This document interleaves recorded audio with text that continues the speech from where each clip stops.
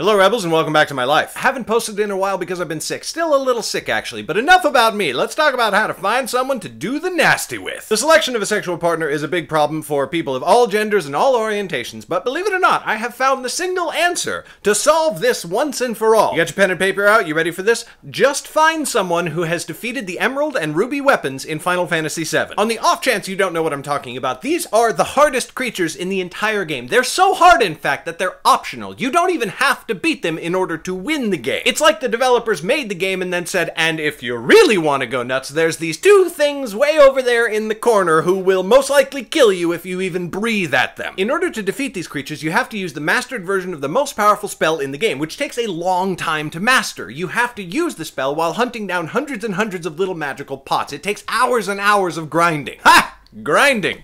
Sexual reference that is appropriate to this video. But that's nothing compared to getting the spell in the first place, because in order to get the spell, you have to get a golden chocobo. Chocobos are like a cross between a chicken and an ostrich, and you can find and catch and ride them all over the world, but a golden chocobo is something else entirely. In order to get a golden chocobo, first you have to find two great chocobos and feed them a special type of food that you can only get from the chocobo sage. He lives in a small valley in the northernmost mountain range on the planet, and you wouldn't even know he was there unless you happened to see him while you were flying by overhead in your airship. Then you have to race your chocobos until they win like 6 races between them, and then you have to breed the two of them using a carob nut until you get a blue or a green chocobo. You repeat the process until you have a blue and a green chocobo of opposing genders, and then you mate the two of them using a carob nut until you get a black chocobo. Now you have to go back out into the wilderness and find a wonderful chocobo who can only be found in the northern reaches and only wandering around with rabbits. If it's wandering around with wolves, it's not a wonderful chocobo. You breed your new wonderful chocobo with your black chocobo using a zyko nut, which of course can only be stolen from the goblins who live on Goblin Island. And hopefully you end up with a golden chocobo. You take the golden chocobo out into the middle of the ocean, get the most powerful spell in the game, grind it until you master it, and go defeat the Emerald and Ruby weapons. What does any of this have to do with choosing a sexual partner? Well, if someone has gone through this process, they have demonstrated all of the qualities you could possibly be looking for between the sheets. First, to even know to do any of this requires a fair amount of research, so your partner has likely studied up on some things and isn't going into the whole sex thing blind. Your partner has also already proven themselves to be willing to do the same actions over and over and over again, if that's what it's going to take to make for a mind-blowing climax. And they're clearly the type to put the care, the time, and the patience into their lovemaking that will result in one of the best and rarest experiences you've ever had. Yes, as a person, they might spend a lot of time on pet projects that don't seem to matter too much to the world at large, but there will always be a small subset of humanity who will know what they did and know what it meant and give them a silent nod of respect. As a special bonus, if they bred a whole stable full of golden chocobos just because they could, they'll probably do it 6 times in a row if you want them to. That's it for today, Rebels. If you have a couple of minutes to help me out with something, my Nightblade box set needs more reviews on Amazon, so if you've read the first 3 books in the series, there's a link in the description where you can go leave a review for it. Thank you so much for watching. An extra special shout out to my supporters on Patreon who make my whole YouTube channel possible, especially my sponsors. I will see them with a patron exclusive video tomorrow, and I will see the rest of you on Monday.